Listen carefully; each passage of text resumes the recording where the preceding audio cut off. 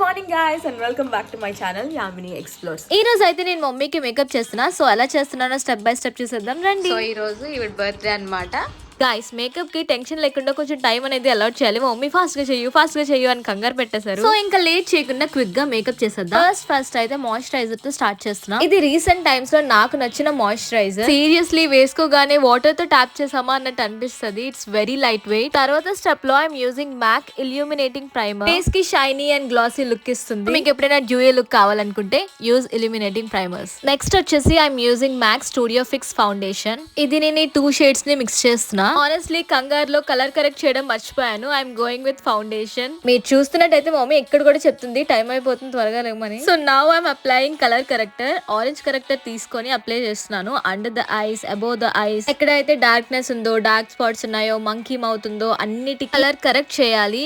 And recent గా నేను Lisa పోర్టే డిక్స్టన్ ది మేకప్ మాన్యువల్ చదివాను. దాంట్లో తను eyebrow brushes are more comfortable for colour correcting and foundation అని చెప్పింది. నిజంగా దాని వాల్యూ ఇప్పుడే నాకు అర్థమైంది. It's really very comfortable. So ఇదిగోండి గైస్, ఫౌండేషన్ వేసినప్పటికీ ఫేస్ అయితే ఇలా ఉంది చూసారా కొంచెం.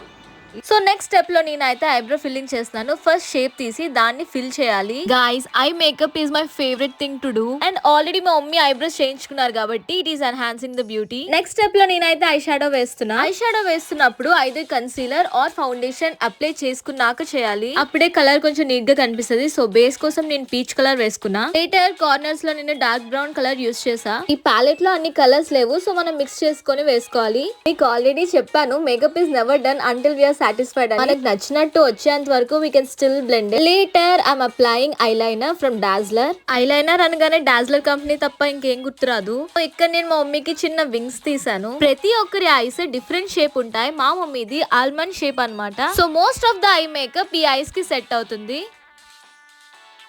అండ్ నెక్స్ట్ స్టెప్ లో నేను మా మమ్మీకి నోస్ కాంటరింగ్ చేస్తున్నాను. చెప్పాలంటే మా మమ్మీకి అవసరం లేదు, ఆల్రెడీ నోస్ చాలా షార్ప్ గా ఉంది. బట్ జస్ట్ డిటైలింగ్ కోసం అంతే. తర్వాత హైలైటర్ తీసుకొని T zone and highlighting points దగ్గర అప్లై చేయడమే. నెక్స్ట్ నేను స్విస్ బ్యూటీ నుంచి dark chocolate 02 shade lip liner apply చేస్తున్నా.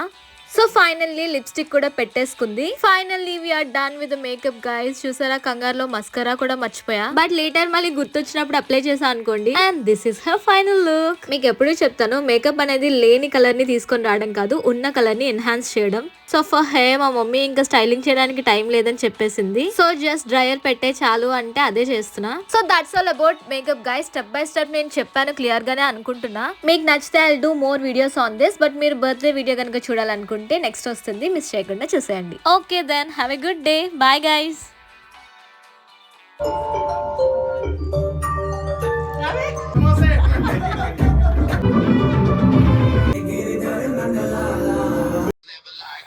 That's me.